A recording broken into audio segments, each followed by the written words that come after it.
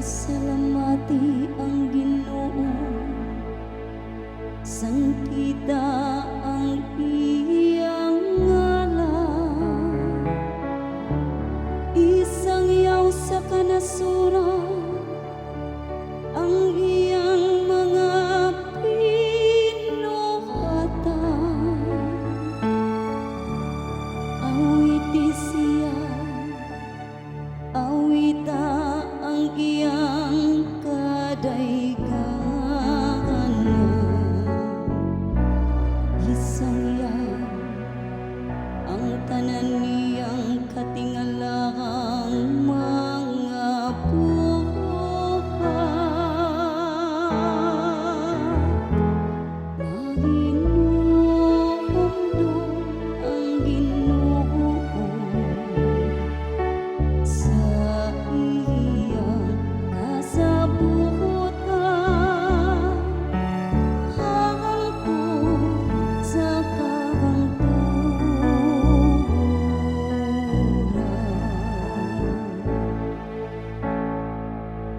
Paghimaya kamo diha sa iyang ngalan,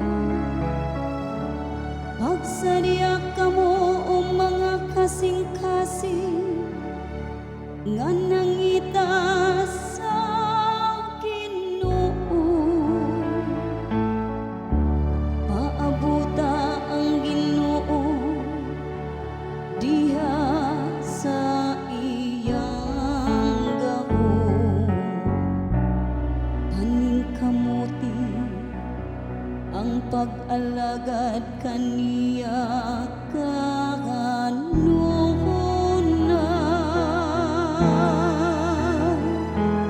Nahinundo ang Ginoo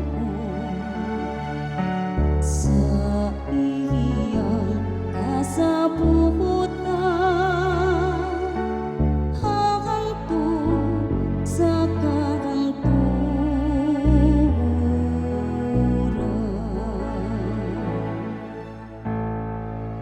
Kamong mga kaliwat ni Abraham, kamong iyang mga sulugo, mga anak ni Jacob, iyang mga pinili. Siya ang Ginoo, mao ang atong Dios. Sa tibuok yuta nagahari ang iyang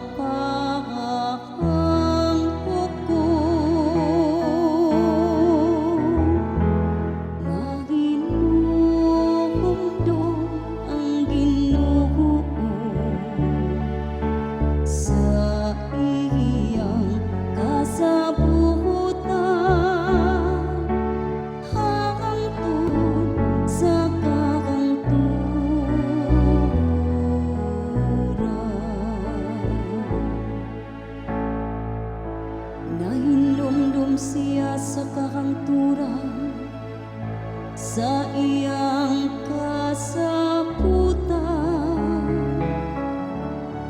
nga iyang gipalungtad sa usa ka libo ka mga kaliwatan,